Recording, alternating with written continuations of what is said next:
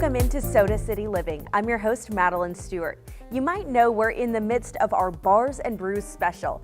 Don't worry, we'll get to that in just a bit. First, we're highlighting a team of experts at MUSC in Columbia. Dr. Sid Morrison tells us about signs, symptoms, trends, and treatments that you should keep in mind, especially during the month of March for Colorectal Cancer Awareness Month. Here's more. Hi, I'm Dr. Sidney Morrison. I go by Sid, and I was born here in Columbia, South Carolina, and went to medical school at University of Florida, and then did my surgery training down in Tulane in New Orleans, and then a colorectal fellowship at the Ochsner Clinic. Our group consists of 4 people. We are now with Medical University of South Carolina and practice primarily out of their downtown location. MUSC has brought up the level of providers that they employ and harbor under their umbrella. So we have a higher quality of doctors, and they've been very picky about who they hire and bring on board.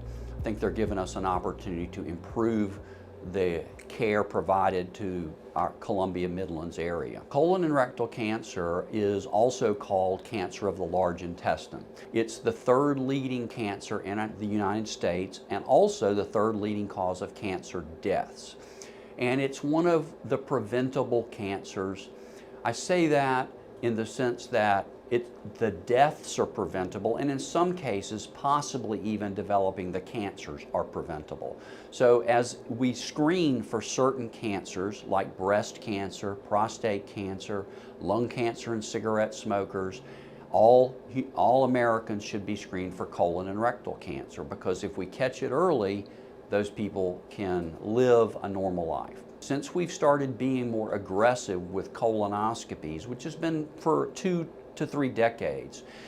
At first, we hypothesized that might reduce the death rate from colon cancer, but it was never proven. We now have actually data that proves that we have impacted the deaths in our country from colorectal cancers. And this is particularly in the older age group patients. And that's great news. It kind of shows us that, hey, all the advertising we've been doing is actually working, and people are coming and having tumors either prevented by removal of polyps or diagnosed at an early stage where they're curable. Unfortunately, we're seeing greater numbers of younger patients, less than 50 years old, develop advanced colon and rectal cancers, and that number is growing. Right now, 90% of cancers of the colon and rectum are usually in people 50 years and up in age. But about 10% are less than 50, and like I say, that number is growing, and that's awfully tragic to have young people develop a cancer that potentially costs them their lives and never expect it to occur in such a young person. In a scientific sense, we know what causes colon cancer.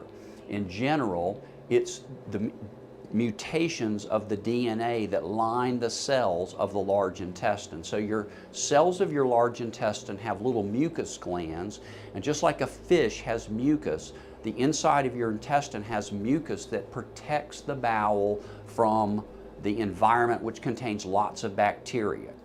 What happens that we don't quite understand is why these lining cells, which are glandular secreting cells, go and have a mutation within the DNA, and they grow rapidly, and they form little growths of what we call adenomatous tissue or polyp. So we believe that it takes a series of genetic mutations to go from a benign lining of the intestine to a polyp to a cancer.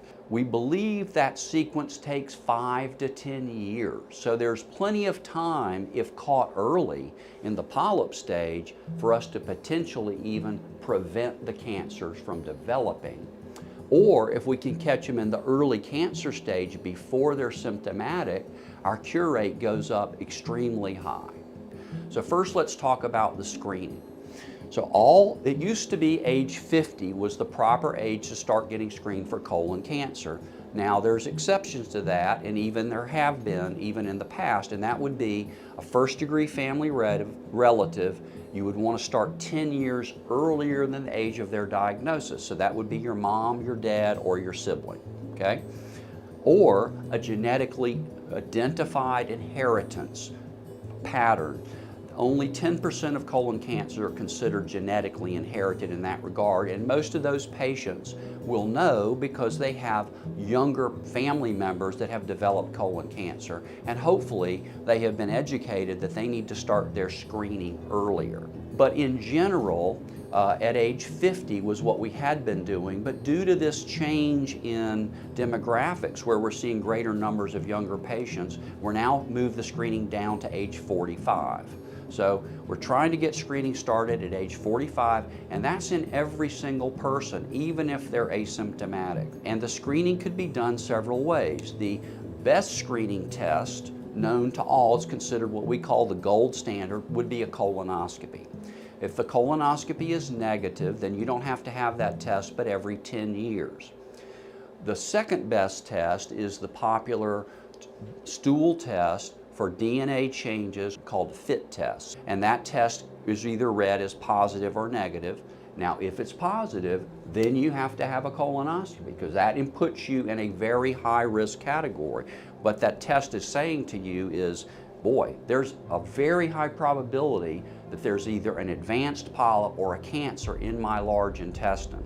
The only way for us to confirm that is with a colonoscopy. You can do everything perfectly in your life and be a vegetarian and exercise every day and never smoke and have no family history of colon cancer and still get colon cancer.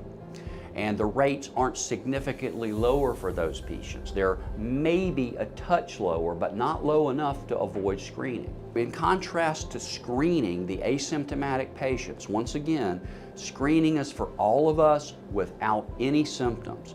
On the other hand, if a patient of any age is having symptoms, which we're going to go over here, that needs to be reported to their doctor, and they need to be checked by a gastroenterologist or a colon rectal surgeon. The primary symptoms would be unexplained bleeding and a change in the bowel habits. And if that were to occur even in a 20-year-old or even in a teenager, it needs to be evaluated because we're seeing greater numbers of people at younger age present with colon cancer. Everyone needs to get screened starting at age 45, discuss it with your healthcare provider, your physician, your nurse practitioner, or your PA. And it doesn't really matter how you get screened. Any form of screening is better than no screening, okay? You can save your own life by doing that. And you know, nobody likes to be told, oh my goodness, I had a colonoscopy and they found something. But what's worse, not knowing and having it found 2 to 3 years later when the patient is symptomatic and the cancer has had a chance to grow and possibly spread or disseminate into other organs.